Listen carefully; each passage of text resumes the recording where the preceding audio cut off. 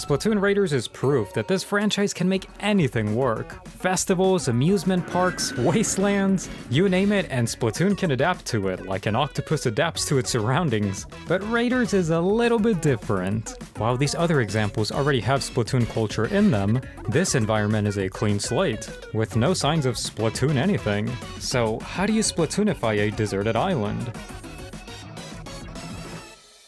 Simple. You bring Splatoon to the island. Well, let me explain. There's a silent philosophy these bipedal squids abide to. Make cool stuff happen with whatever you have, which by extension means to be as resourceful as possible.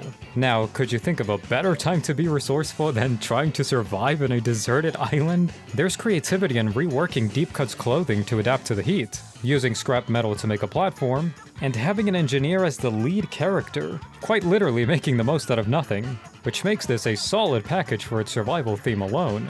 Speaking of which, the engineer's design has the same level of resourcefulness as the Salmon Run uniforms. It's put together with duct tape and random parts, probably from the helicopter. The logic seems to be consistent too, like the hoses are pointing in the same direction allowing the fan to spin, and these ropes being used to hold down the lid of the can. It seems like there's a smaller weapon in there too, hence the same funnel with the same soda bottle as the one that they're holding.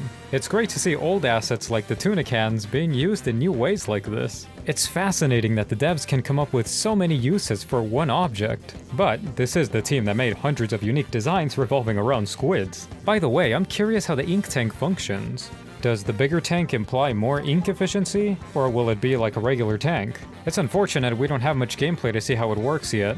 Anyway, it's cool to see the soda bottles are still being used in clever ways as well. If you remember Splatoon 3's story mode, Agent 3's ink tank was an empty bottle too. And just to remind you how much intention that design decision was, that ink tank has no label on it, while the new one does. Specifically because the ink tank gives the player useful visual information, while the other one is just a decorative part of the weapon. Well, I thought that was a cool detail at least. Only thing cooler than that is the engineer using a grappling hook as a hair tie. What I'm getting at here is that the character's designed to embody resourcefulness. By the way, did you notice the engineer's keychain? It's a mask that Shiver uses in the story mode for Splatoon 3. I think we can all agree that Deep Cut has one of the most aggressive branding strategies of all the idol groups. I actually made a video about exactly that. But the implication of this keychain ending up with the player at all times is pretty hilarious. The best treasure hunters known to squid kind embark on an adventure, but with as much branded swag as possible. Big Man's backpack has the horizontal logo variant of the Deep Cut Splatcast, and Shiver's cloth thing has their logo sewn on it. Look, of course I get they will bring things that are branded because they already own it. I think it's canon that they sell it too, but this is such a clever way to keep their brand present. In a deserted island! It really is incredible how the current visual identity of Splatoon 3 can be cleverly integrated as an extension of the story as well. The game has a lot of pre-established fonts from previous games, for example. Using the same fonts really helps amplify continuity, and the font that is typically used in the game is used in the helicopter from the trailer, and conveniently also used on the helmet of the pilot. How's that for resourcefulness? And on the topic of fonts, the one on the newspaper looks stunning, and the layout in its entirety is a great iteration of the page layouts used throughout the franchise. While the old ones used a clean grid, the designs had a lot of leeway, like using 3 fonts, breaking the grid, and stuffing the bottom of which should be a front page story with a bunch of ads. Oh, you almost forgot this was a graphic design channel, huh?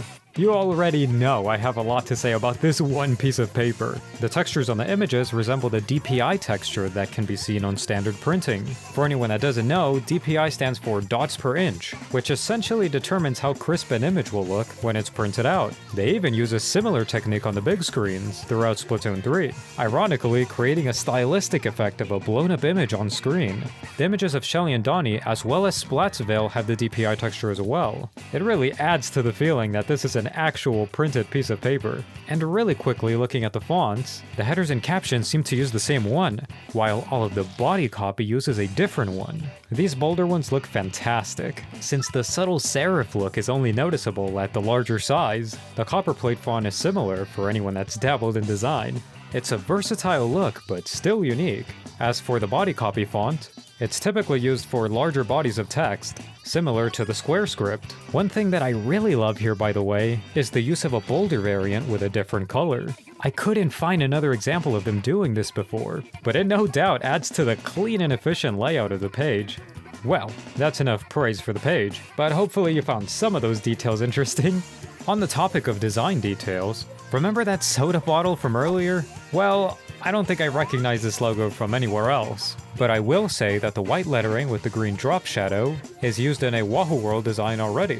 It's really fun that there's a little soda bottle shape making up the barcode as well. I wish more products did that in real life. To close things off, I have to talk about the logo of the actual game, specifically its clever use of color. The bronze and green make it look like aged copper, and copper can only age like that after a very long time. This is the power of visual metaphors. The logo communicates that they have been stranded here for a long time, with the color choices alone, and visual metaphors are to graphic design what subtext is to writing.